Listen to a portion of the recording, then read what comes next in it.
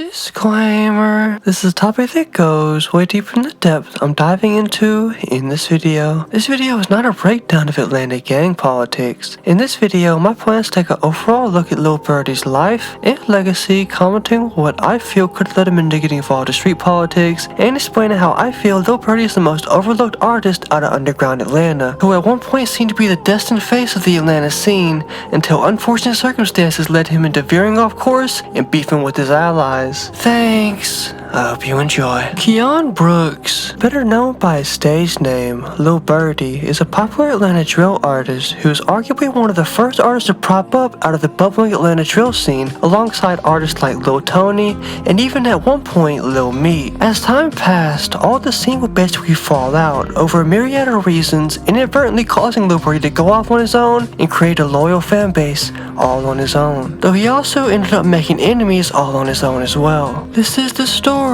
of Atlanta's black sheep, Lil Birdie. Originally born and raised on the south side of Atlanta in a little area known as Riverdale, not much is known about Lil Birdie's childhood, but given he's from the south of Atlanta and the fact he's currently in a gang, it's safe to assume that the criminal elements of the area would seep into his life and vie for his attention pretty early, especially given the fact that drugs and drug dealers are very rampant down there in my experience. The specific set that Lil Birdie would grow to be a part of would be the 220 crew. The word around the campfire is he used to be cool with certain PCF members as well as Casket Gang members before the split happened. Over all my time of covering the many artists of Atlanta, the one thing they all have in common is they can't stay friends for nothing. Everybody beefs with everybody over the littlest shit, and Birdie ain't no different. If anything, he's even worse. I'm getting a little ahead of myself though, we'll speak on that a bit later. Someone who went to school with both Birdie and Lil Tony says that both Birdie and Tony would end up meeting when Birdie was around 17,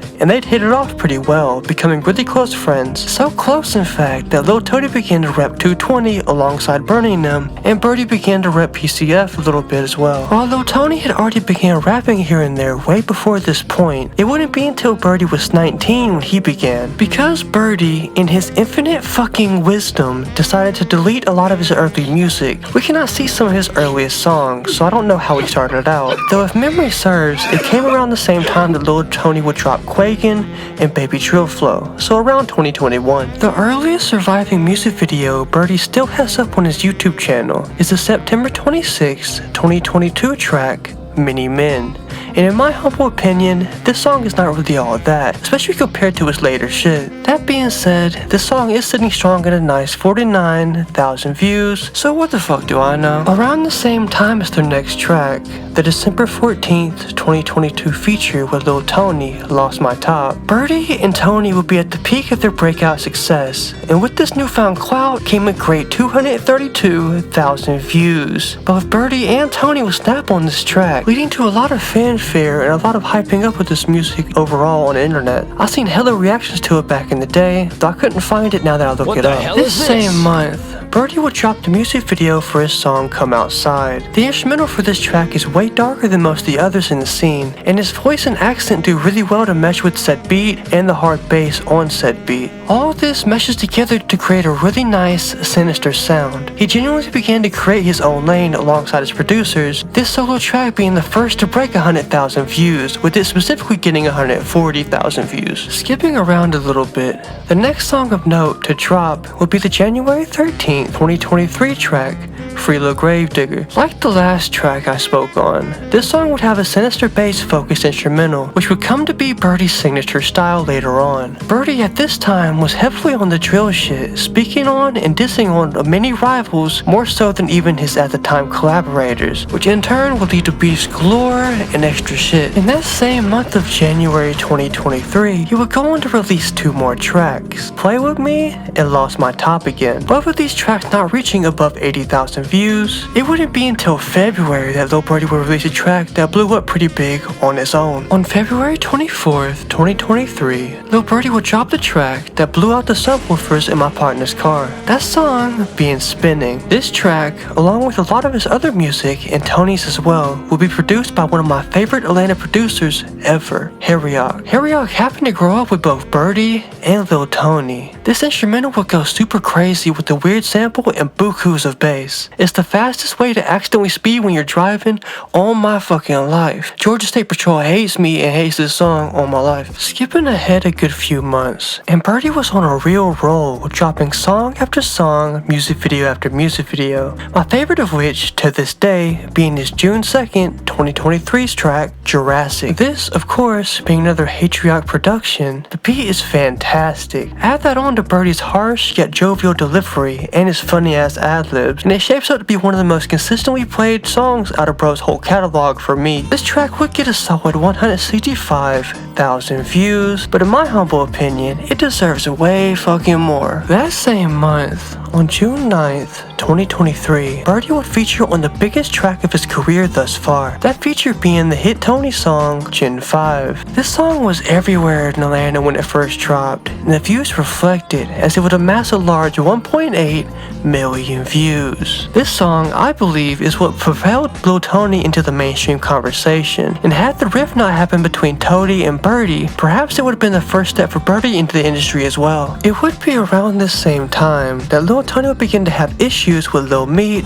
over Lil Tony's baby mama. I don't know the details and all, and in all honesty, it ain't our business, but when all that shit kicked off, Lil Meat said he was gonna drown Lil Tony's daughter in a toilet. Bro, what the fuck? Also, Lil Meat's people allegedly shot at Lil Tony 7 times. This correlates with Lil Birdie because at the time, he was cool with both Lil Meat and his crew, as well as Lil Tony and his. Birdie went behind Lil Tony's back to attempt to get Meat to squash the beef. Lil Tony found out about this and basically was like, bro, you betrayed me, fuck you too. And in that began the great schism that would lead Tony, Birdie, and Lil Meat to all begin beefing and shooting at each other. Lil Tony would go on to split from the 220 crew completely after this incident. He also began to rep PCF mainly, while Birdie just went on with 220, beefing with PCF and CG. And that's not even it, as later on he dissed Bino of the High crew, and even began a full-scale conflict with them on top of everything. If Birdie's life was an RPG, bro was working hard for the worst ending he can fucking get. On the music side, Birdie has a great work ethic and began to put out tracks that are really consistently viewed. Examples of that being songs like Going Crazy, Who's Running, Wagwan, Shit Talk, and Rock Out. These tracks getting 120,000 views, 145,000 views,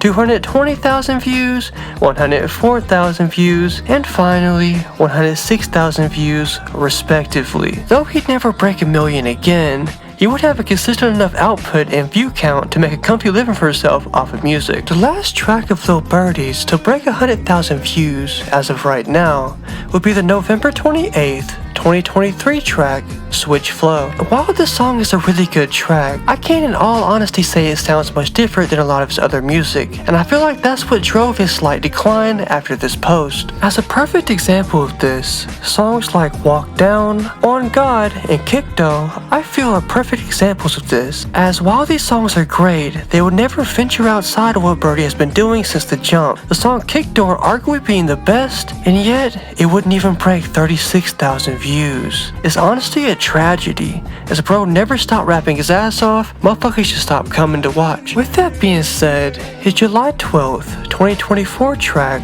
Trilly Flow, would be a tad bit more experimental beat-wise, leading me to believe that at some point Birdie can and will switch shit up, though this track wouldn't gain too much motion as it got trapped at 29,000 views at the time of this recording. This track is really great though, definitely go bump it if you haven't. Motherfuckers in the comments claim that Lil Tony blackballed Lil Birdie at every single chance they can get. In all honesty, I feel like Lil Birdie blackballed himself with how outwardly fuck everybody Birdie has always been. Name an Atlanta artist, and I bet Birdie has said some shit about them. This, along with the fact that Birdie is pretty consistent style-wise and never breaks from it, is probably why his fanbase stagnated. That's my theory at least. The latest Lil Birdie track to drop will be the July 25th, 2025 track, Top 10. This song would be a super bass filled, but in a more mainstream sounding way than Birdie's constant older songs. Birdie's constant hardcore cadence and flow meshes pretty well with the beat. This song is currently sitting at a small 2.4 8,000 views at the moment, but I have faith it'll at least reach 10,000 or 15,000 by the time it's all said and done. Here's hoping it blows up bigger than that though, for Birdie's sake. Whether it's due to the plethora of beefs and personal issues that Birdie has gained with all the Atlanta drill scene, or his lack of variety musically, it's clear to see that the path Birdie has taken has unfortunately limited his options. Even though Birdie is arguably one of the best rappers in the scene, it seems he's destined to stay the black sheep of Atlanta drill and stay on the lower viewer side. I have complete faith he can break off of this and break through to the mainstream. He for sure has the talent for it, he just has to show it. If you liked this video, be sure to like, comment what y'all trying to see next, and subscribe with the bell to see my every upload. Next week, I'm gonna try and do a video on Teflon Zay, though if that falls through, I'm gonna do one on Huncho. As always, I appreciate y'all's support, and at 2,000 subs, I'm gonna be doing a Q&A live stream. Be there or be square. Sub if y'all want that, unsub if y'all don't. With all that out the way, I appreciate y'all all again. Peace out. Chill. Thanks for the future. I'm doing my part. I'm doing my part. I'm doing my part. I'm doing my part too. They're doing their part.